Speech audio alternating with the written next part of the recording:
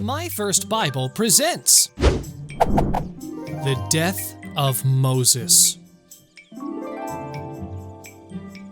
God said to Moses, "After you have considered the land that you will give to the Israelites, you will part from this earth to reunite with your ancestors, just like your brother Aaron.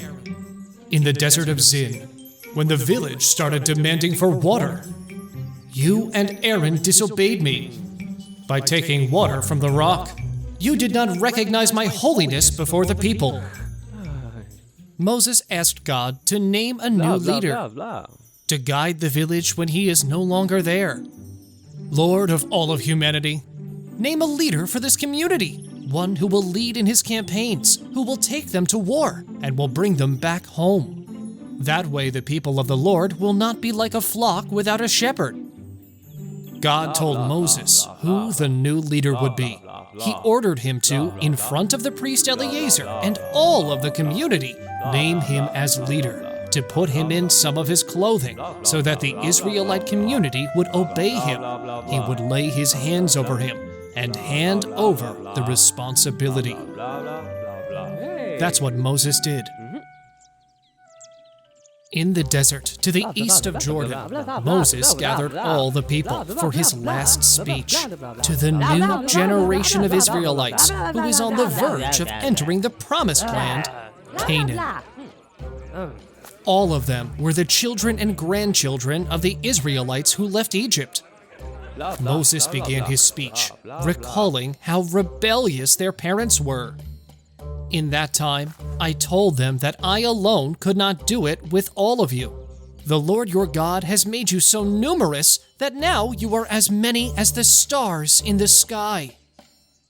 May the Lord, the God of your ancestors, multiply you by 1,000, and may he bless you just as he promised.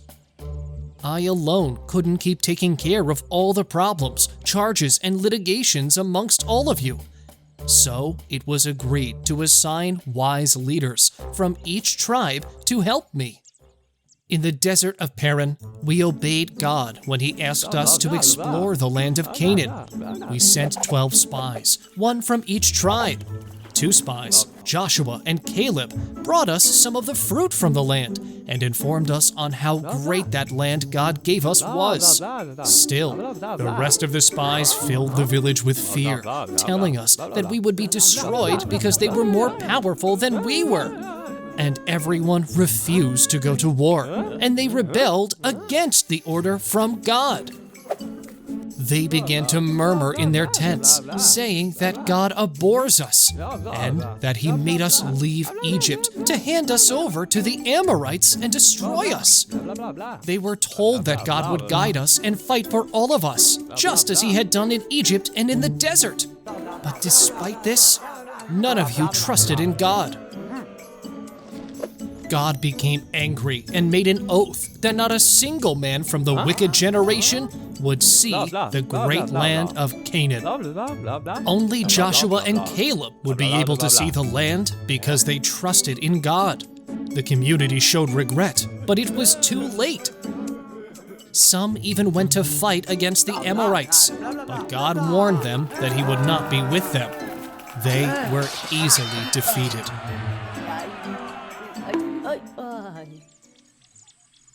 Because of them, the Lord also got mad at me when he asked me to speak to the rock.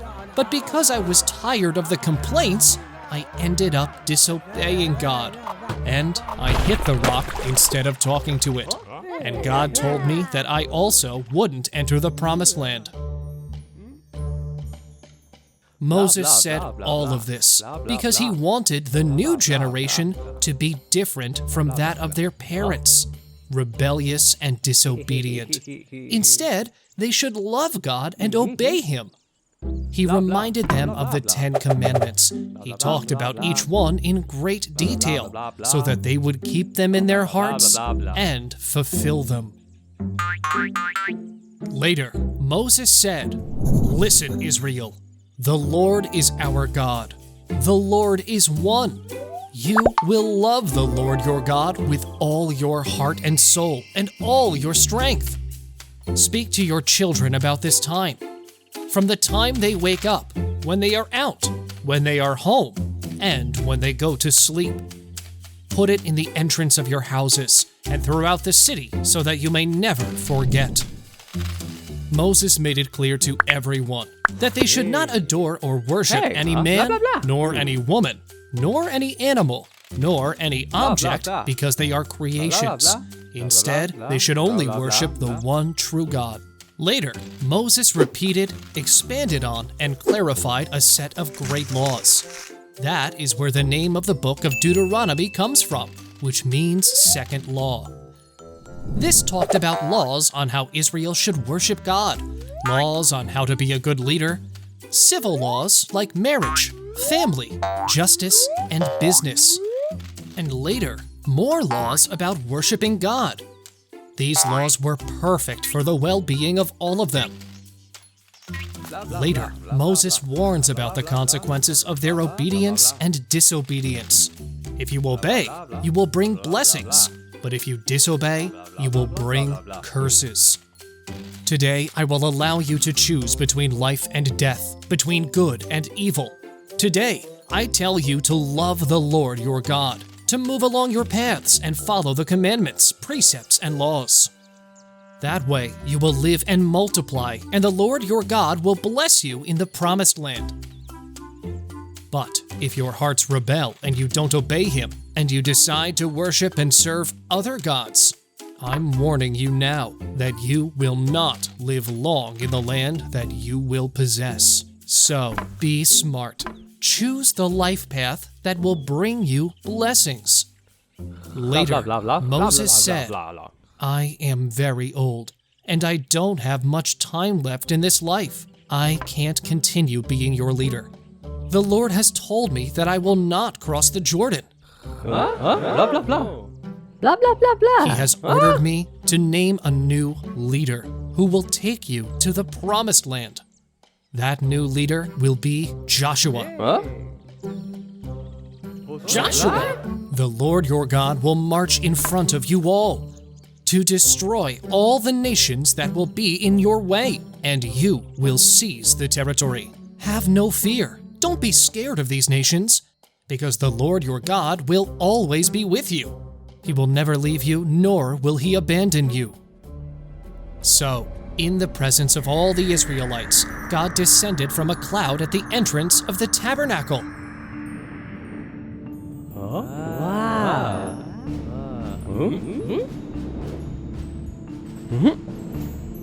What? Oh my God. Oh my God. Moses said to Joshua, Be strong and brave, because you will enter with these people into the land that God promised you. God himself will march before you, and he will be with you. He will never leave you, nor will he abandon you. Don't be afraid, and don't let anyone intimidate you. Moses wrote the laws that he had talked about in his speech. He himself had been writing the history of his ancestors, which were divided onto 5 scrolls: Genesis, Exodus, Leviticus, Numbers, and Deuteronomy. These 5 are called Pentateuch, and in Hebrew it is known as the Torah. Blah, blah, And it blah. was given to the Levites, who transported the Ark of the Covenant, so that the laws would be together with it. Despite everything, God and Moses knew that the Israelites would disobey, and that they would continue to be rebellious, just like the past generation. But they had hope that one day the people of Israel would return to God. Yeah. God told Moses that it was time to go up into the mountains of Abiram. Moses blessed the tribe and said goodbye. He went up the mountain.